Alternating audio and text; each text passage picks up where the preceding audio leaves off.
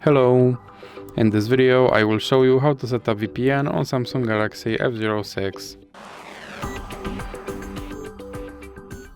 So you have to start by opening your Google Play Store, then click on search bar and type in Turbo VPN and click search.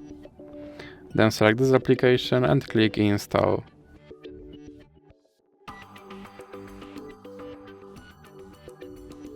Now you can click open and then click agree and continue. Now you can close this ad, then click allow and click consent. Now you can click on this button to start your VPN and then click OK.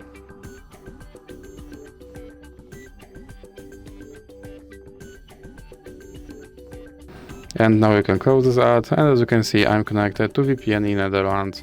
So that's it for this video. If you liked it, please remember to leave like and subscribe.